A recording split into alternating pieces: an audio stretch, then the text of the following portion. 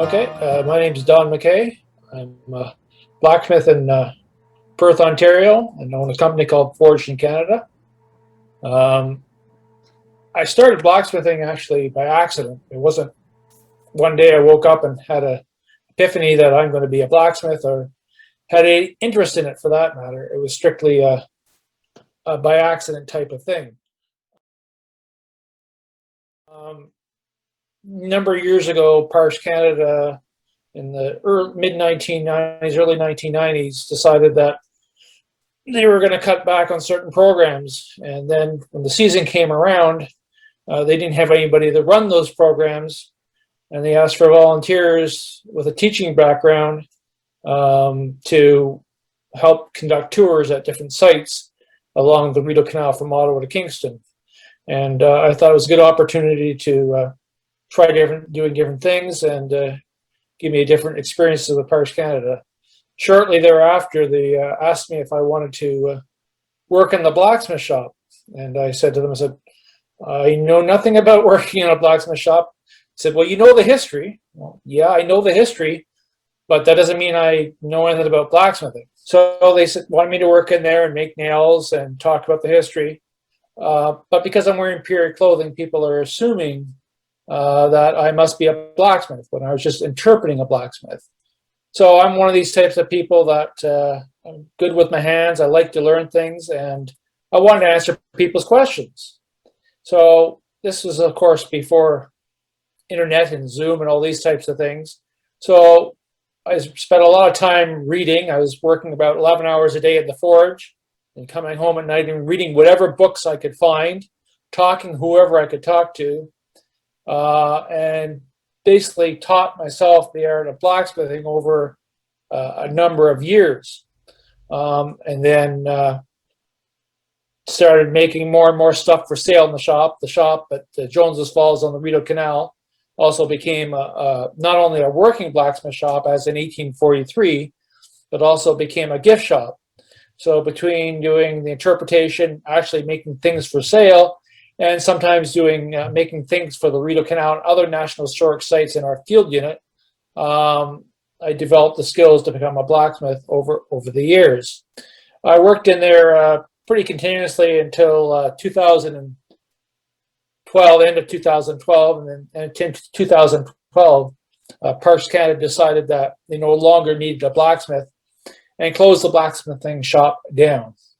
At that point, set on a different career path and have now retired from Parks Canada and run my own business where I can blacksmith and do what I have a passion for, rather than doing what I was doing for a short period of time after the blacksmith shop was closed.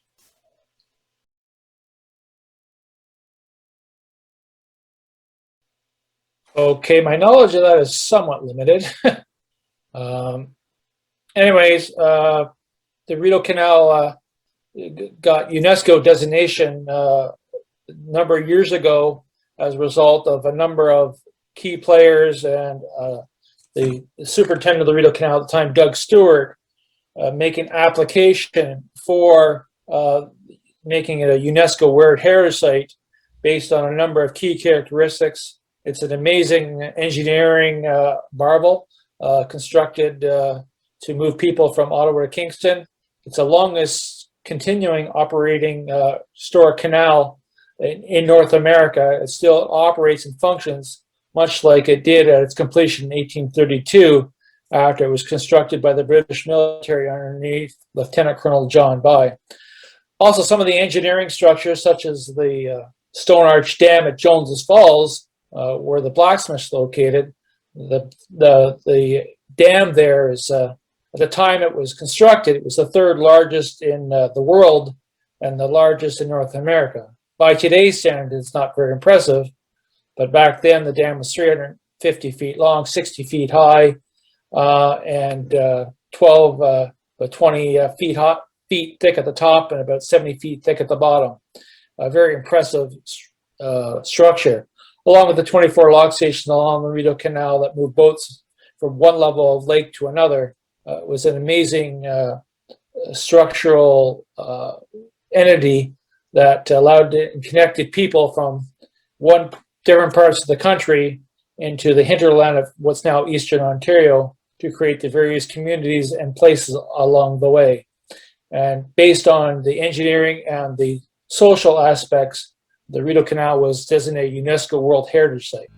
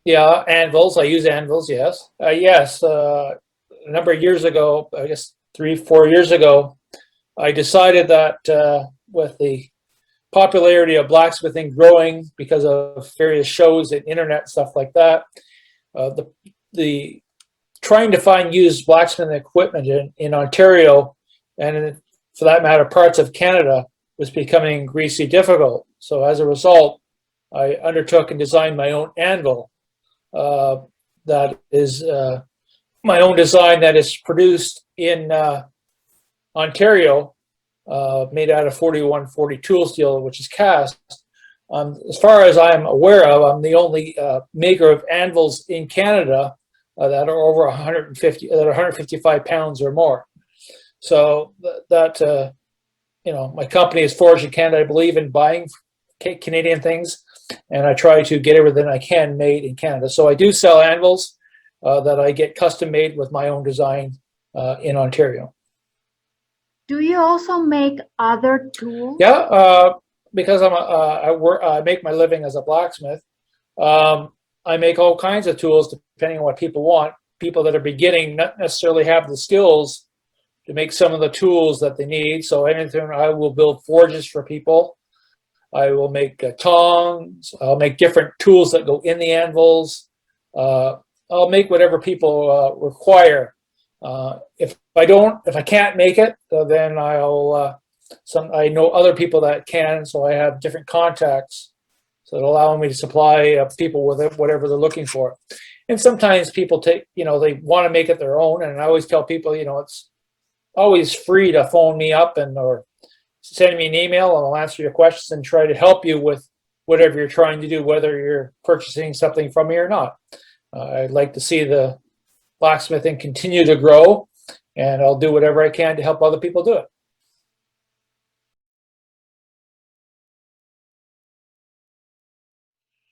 You also collaborate with a college. Yes, a number of years ago, I did a collaboration with Algonquin Heritage Campus, which is out of Perth. They had a number of programs such as stonemasonry and heritage carpentry, and they wanted to also get into blacksmithing. And so we set up a partnership where I would teach 2 or 5-day courses that were in collaboration with them and Forged in Canada, my business, to try to bring people to the Perth campus, bring people to my company, and to bring people to Algonquin College. It was a partnership which worked in collaboration and trying to bring people to blacksmithing and other heritage crafts that were being taught at Algonquin College at the Heritage Campus in Perth. You said earlier that blacksmithing is growing in popularity. Why do you think that's happening? I think it's happening for a number of reasons. One, certainly the popularity of certain shows like Forged in Fire and other blacksmithing shows, and of course YouTube have made a huge growth in people becoming. It's made it accessible to people because you can find all kinds of information. You can see people doing it, and people want to give it a shot. The other thing is, it's amazing how many people, when I teach my courses, if I have, let's say, a class of 10, there's always 2 or 3 that are from the high-tech world, and there's always a couple, 1 or 2 from the military. The high-tech world, a lot of them come because they're sitting in front of computers all day long, and for lack of a better way to explain, they want something real. They want something tactile, something they can do with their hands so that when they're done, they can actually see what they made. Whereas when you're working a computer, it's on the computer, but you really don't get to see it. You don't get to pick it up. You don't get to take a piece of metal, which is cold, heat it up to 2,400 degrees, and morph it into something else that's totally different from what you started with. So I think people want to do that. People want to do something that's tactile and real, rather than in this computer world, which we're increasingly growing towards. The military, I get a lot of people that this an outlet for them. There's people that, that have, they need an outlet for whatever, a physical outlet, and blacksmithing becomes that outlet for them. So we get a lot of those. We also, of course, get people from welding trade, and I get people from, I've had everybody, you name it, I've probably had that trade come through my door. I even at one point had a number of years ago had a commander from a U.S. Aircraft carrier come through my door. So you never know who you're going to get. You are teaching classes in your studio? Yeah. When I moved, when Parks Canada eliminated the blacksmithing job, I went and had to make some changes in my life because I wanted to keep blacksmithing. That's what I do. I'm a blacksmith. Where I used to live on a beautiful lake, but my shop wasn't designed for teaching. My wife owns a farm, and with a large barn on it. So we moved to the farm, sold our house at the lake, and I changed the horse barn into a teaching facility. It's really designed to teach. It's what the main job of the forge is. I can teach, comfortably 10 people inside. More if I go outside, I can teach up to about 15, 16 people at a time. Of course, now with COVID, those numbers have dropped down to 5, and right now we're, of course, in a lockdown. So right now my teaching is on hold. So now I'm basically just doing custom work and things like that. But teaching is what I prefer to do. It's what my studio or my forge was designed to be, as a teaching facility. Many anvils, many forges, lots of room for everybody. And we use the heritage techniques that same heritage techniques that have been used for hundreds of years by blacksmiths. We don't get into using a lot of automation except for moving the air into the coal forge. But other than that, everything is done manually. We're not using power hammers. We're not using propane forges. We're using basically the same technology as from hundreds of years ago. Blacksmithing is a very physical job. How do your students cope with this? Everybody's different. Some students make it okay. Some other ones, not so much. Usually the 2-day course is usually not a problem for most people. The extended courses, I offer a 5-day and a 10-day. That's a different story. The first couple of days we're dealing with pretty light metal. Once we get into tool making, we're into tool steels and high carbon steels, which don't move as easy because of what they're made out of. They're higher carbon, and the alloys that are in them make them harder to move, and plus they're thicker. So usually, for example, at the end of my 5-day course, by the time we get to the 5th day, people are usually pretty tired. And if they're used to sitting at computers, their hammer hand is not used to holding a hammer all day long. Their hands are pretty beat up. Again, I don't get calluses. My hands are so used to it that doesn't bother me. But somebody that's not used to doing physical labor like that, at the end of the 5th day, they're tired, as they should be, because they're not used to doing it. It's blacksmithing. The more you do it, the more physically you build up those muscles and the motor skills, so that it's not as hard on the body. Although it is very repetitive. I can't speak for other blacksmiths. I know over my career I've had lots of different issues with repetitive strain injuries caused by repetitive motions and being physical, but that's part of being a blacksmith, and that's you adapt and you learn and you change ways you do things so that you can continue on blacksmithing. What are the hazards? Well, it's a great question. There's lots of hazards in blacksmithing. I guess the biggest hazards for blacksmithing are repetitive strain injuries. It's very common for blacksmiths that work long hours to get these injuries. I've had, for example, in my left arm, I had, because of pumping the bellows over the years when I was working at the other forge, repetitive motions sometimes create calcium deposits. And I had a calcium deposit in my left shoulder explode. So that was extremely painful, and that took many months of therapy and ultrasounds and everything else to repair the shoulder. I've had other shoulder problems in my other arm. I've had hand problems. I've had, I work on a very soft gravel floor, floating floor, so usually I don't have back problems, but yeah, and then there also, of course, you can get stuff in your eyes. You have to, make sure you have on your safety stuff. There's pieces of metal can fly into your eyes from the grinder or from blacksmithing. And then, again, I'm a purist as far as it's what I know. It's what I grew up with doing, was using coal. Coal is not exactly good for the lungs, so I make sure I have good ventilation. But coals are carcinogenic. So, and then of course, if you're using welder, you have welding fumes and you have grinding dust. So there's lots of potential hazards for people. Propane forges mitigate some of that, but I don't use propane forge very often because I just find it's more expensive and just too slow for what I'm doing. So.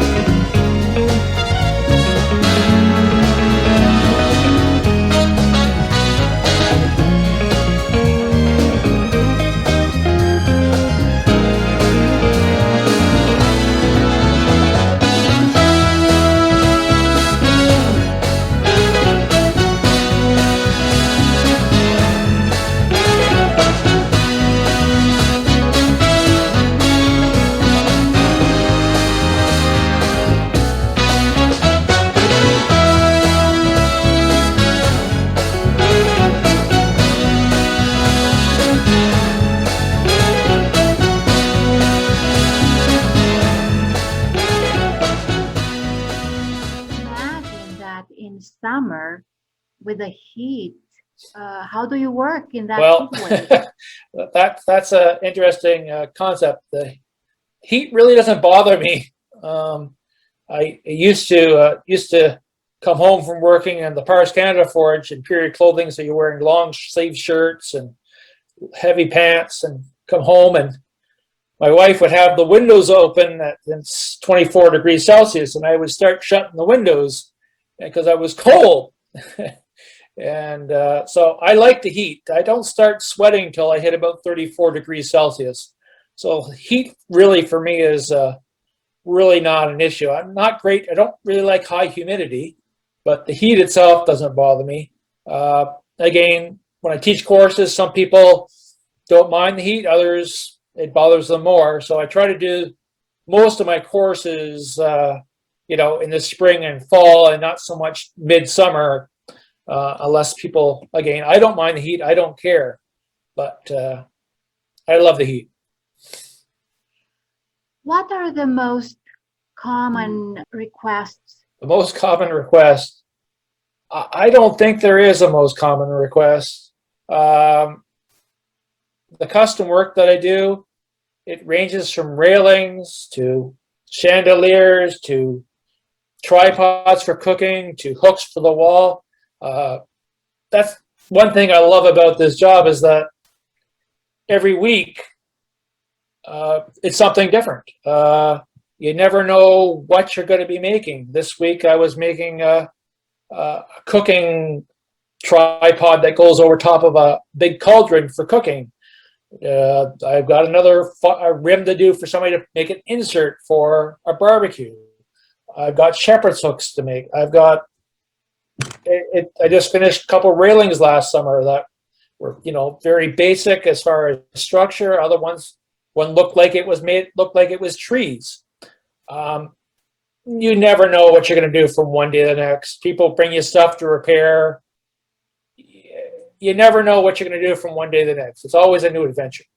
Some metal sculptors are using a digital program. What do you think about that? Well, I think anything that is, machine made, it's perfect, but it's not necessarily has the subtleties of being handmade. Some of the stuff, it all becomes exactly the same. When you make something as a blacksmith, everything is unique. Nothing is exactly the same as the thing. It can look very similar, and you may not be able to tell close inspection, but nothing's exactly the same. Yeah, it might be cheaper. I don't know. Blacksmithing has evolved. Blacksmiths turned into machinists. Machinists turned into computer operators. Sometimes I can do things, with my hands much quicker than, for example, maybe a welder can do. And sometimes they can do things quicker than I can do. Today's blacksmith has to be able to be creative, but also has to use different techniques that are more modern in order to give the customer what they want at, a more affordable price. If I was, for example, if I was making a railing like you might find at Buckingham Palace, using the original techniques from the period that it was constructed, that's a lot more labor and time consuming to, put the elements together, rather than, if I do a modern railing, I can make the elements, but I can use the welder, a modern welder, to weld the components into place, which, won't look exactly the same, but I don't think really people are that concerned that it looks a little different. Rather, you have to look at close inspection, and most people are not going to be familiar and would think it's the same anyways. People don't understand the difference between something that was made 300 years ago or 200 years ago, necessarily something that's made today, or something you can buy off a superstore shelf that's made in mass production, as opposed to something that I make. I have to sometimes try to compete with automation. Sometimes I win, sometimes I lose. And I also, using lathes and milling machines and CNC plasma tools, those are all now part of what a blacksmith needs to use to make a living. You can't just do one thing. You have to be able to tap into many different things. What advice would you give to someone who would like to learn blacksmithing? Well, the first thing I get this question quite a bit from different people, and it's mainly, it's been watched, like on glamorized on a TV show or something like that. And, quote, reality shows are that they're not real reality. So I always tell people that are interested in stuff like that, take a course from a blacksmith, a 2-day course or a 5-day course or a 10-day course or something like that, to give you an introduction to see, is this something you're interested in? Rather than enrolling, for example, there's a number of schools around, the globe that you can learn blacksmithing, but it's a larger commitment for, could be anywhere from 6 months to years, depending on what kind of program you want to take. So, get your feet wet, see if it's, something you think you might want to do for a living, or most people, instead of becoming a living, it becomes a hobby. To make a living as a blacksmith nowadays, most of us blacksmiths, we work by ourselves or sometimes with 1 or 2 other people, depending on the project. If we're doing a very large project, I will bring some other people in to help me that can do some of the work that needs to be done. But for the most part, we work pretty much by ourselves. And not only, some people just want a blacksmith. Well, the reality is that you can't make a living just blacksmithing. You have to do all the other things that go with running a business, such as computer work, computer drawings, marketing, finance. So I only spend about probably 50% of my time actually making things in the shop. The other 50% of the time, I'm doing things like, interviews or marketing on my website or trying to get a hold of products or ordering steel, all the things that come with running a business. And then some people say, well, just hire somebody to do, your marketing, somebody to do. Well, if I pay all those other people to do all those other things, then they're making more money than I am. I'm making nothing. So it's sort of a chicken and the egg type thing. Do you do renovations, restorations? Yeah, restoration is one of my favorite things to do. As a blacksmith, I've done different restoration projects all over Eastern Ontario.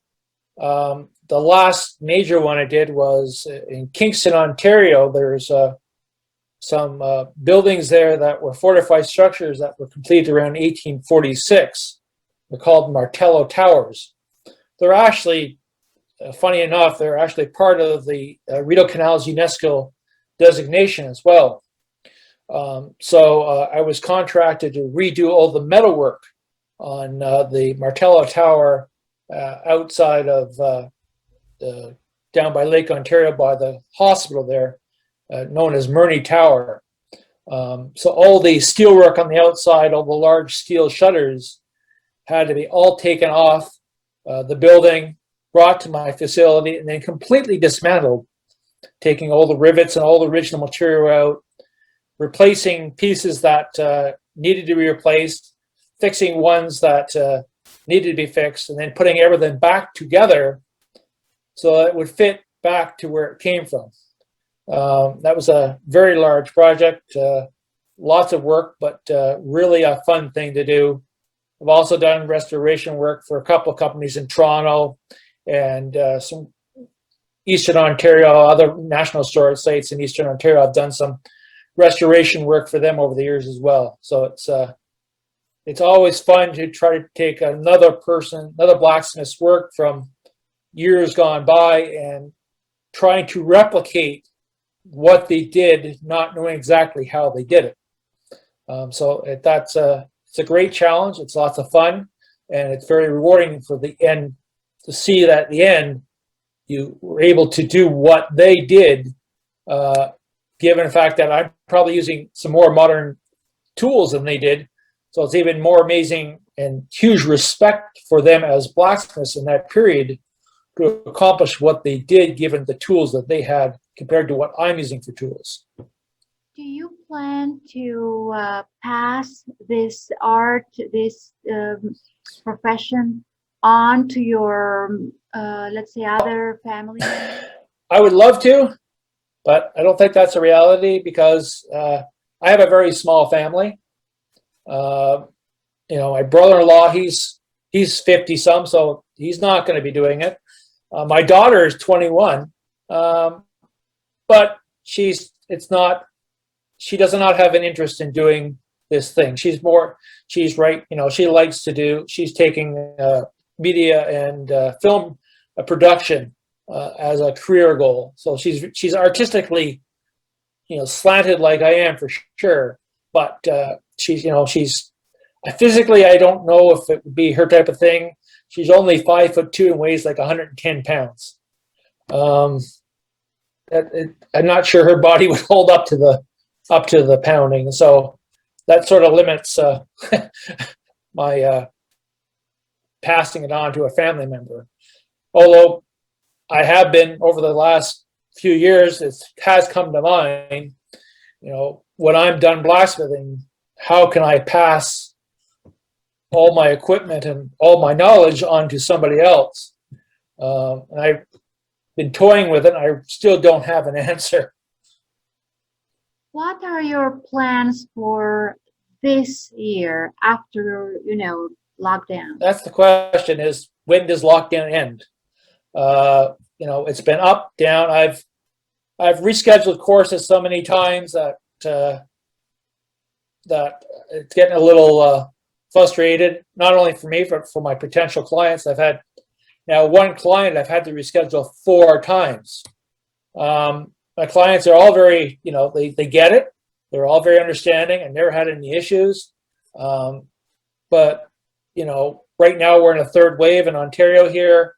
The goalposts keep changing. I've stopped scheduling. I've stopped rescheduling. I've stopped posting new courses until we have a better idea what's going on, because it's just getting too I can't keep track of everybody. So once we get through this, yes, I will be doing my courses again. I'm looking forward to it. I enjoy doing the courses. With the COVID has affected everybody. Usually, in July, June, August, September, and October especially, I do a lot of fairs, a lot of out of area stuff. That all disappeared last year, along with the Christmas shows. But the custom work picked up, so it balanced out. So I can't really predict. I would love to go back to do fairs, but I don't think fairs are happening this year. So it's going to be, I guess, the custom work. The restoration work has come to a halt as well. Some of the contracts were canceled because of COVID, so that's come to a bit of a halt. So I want to get back to the teaching, and I got the custom work. That's pretty much my game plan until further notice, until COVID decides what it's going to do. And hopefully we'll get out of this sooner than later and continue forward. But, the business is moving ahead. It's thriving, except for the courses. And from a business perspective, I've been really happy with the fact that I'm getting the custom work from people.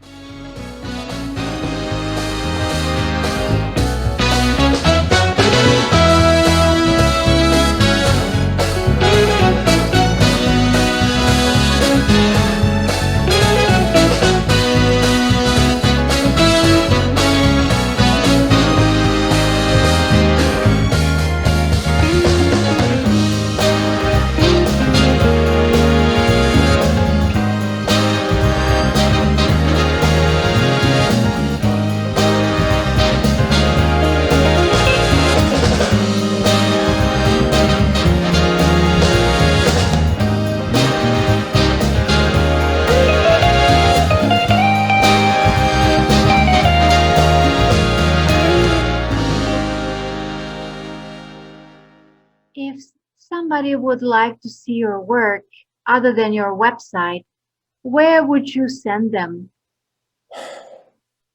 Boy, I guess it depends on what they're looking for. If they're looking for some railings, then I got a few customers I could send them to, or send them some pictures of the railings. If they want to see, the work I did at Murney Tower, well, just head down to Kingston and go to Murray Tower and look on the outside. You know, any metalwork, that is my work. There's the odd thing up at Parliament Hill. There's, you know, some odd stuff on the Rideau Canal, but you know, I don't keep anything in stock. Pretty much everything I do is custom work. I make it, it goes out the door. I don't really have a, you know, I've got pictures of a lot of stuff. I've got probably 3,000 pictures of stuff I've made. I just, again, never got around to or had the time to organize it and put it up on the website. Contact you, or, you know, stay positive until the lockdown is over? Well, you know, the lockdown, I believe everything in life has pluses and minuses. It doesn't matter what it is. If you can call it a positive thing, you know, the lockdown is giving, at least initially, was giving more people time to do things like pursue things like blacksmithing as a hobby, or whatever or try something different, because you can't really go anywhere. This is something you could do at home. I get lots of people asking me questions, sending me emails. I'm glad to answer them. I get people, you know, people to keep checking my website to see when courses are being offered, and when they're being offered, they'll be posted, and you know, sign up. I try to, you know, again, I'm limited to 5 people, so it's actually, instead of having 10 people in the course, you have 5 people in the course. So actually, like, maybe it's better bang for your dollar, same price, and you have half people there. So you get more one-on-one. So I guess from that perspective, it might be better for people. There are people that want to, you know, want one-on-one courses and stuff like that. There's people that, you know, are interested in anvils, or where can I find this, or can you help me with that, or what am I doing wrong? And I'll tell them on a email or something like that. I'm always open through, you know, for people to contact me about anything. It doesn't matter. I get people calling me from France. I get people calling me from Africa. I get people calling me from wherever. I'm always glad to answer emails and help people out, whether I do business with them or not. I just want to make blacksmithing accessible for as many people as possible and keep teaching it. As long as I keep teaching it, then the art of blacksmithing, and blacksmithing is an art, will continue to grow and be healthy, especially in Eastern Ontario, where I get clientele from Ottawa, Kingston, Ottawa, Toronto, Montreal, Newfoundland. I got a guy every year that comes down from Yukon. I get clients from all over Canada and North America, and they bring their experiences. We have a good time. They learn. I learn from them as well. So I always encourage people to contact me with whatever they want to know or ask, whether it's a course or not. Do you collaborate with museums? No, I don't do much collaboration. If people send me, generally I get, when people are interested in me commissioning something from me, then it's a question of, okay, send me a picture of something, or you know, a screenshot of something, or a doodle. You're amazed on some of the doodles I get, drawings, and then try to figure out what the customer wants, and we go from there. Sometimes I do some wholesale work, so sometimes I will do products for people that may not be completely finished, and they may finish them. For example, if I'm making some knives or whatever, I don't consider myself a knife maker in any stretch, way, or fashion. So I might, you know, I don't really like doing handles, and I really don't like, you know, doing the clean edges. So I might do you know, do the forging and everything else to get the basic shape of what they want, and then sell it to them at a discount and let them finish on the stuff that I'm really not interested in doing. I'm not real big into doing knives and weapons. It's not, it's a separate, knife making is, you know, to do knives really, really well, you need to be dedicated to that, and it needs to be it's really a separate occupation than blacksmithing, same thing as a person who's horseshoeing, a farrier. They don't necessarily use the same skills that I use, and vice versa. So a person does a lot of knife making is not going to be familiar with a lot of the stuff that I do, especially when it comes to restoration work. It's two separate things. Blacksmithing has become very, as a umbrella, has really been broken down into many different facets. You got people that work do armory, swordsmiths, bladesmiths, people that do farrier work. It's sort of like, I guess the best way to equate it is doctors. You have doctors that do this and doctors that do that. And we have blacksmiths, the same thing. So when people want a high-end knife, that's not me.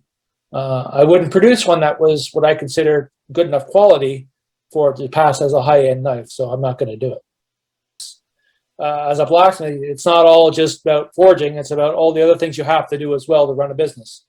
And anybody that's going to get into blacksmithing, you're not going to go out and have somebody hire you. I get people, not all the time, but I do get people calling me or sending me emails wanting me to employ them as apprentices, and I'm like, no, because if I'm teaching them, I'm not getting my own work done.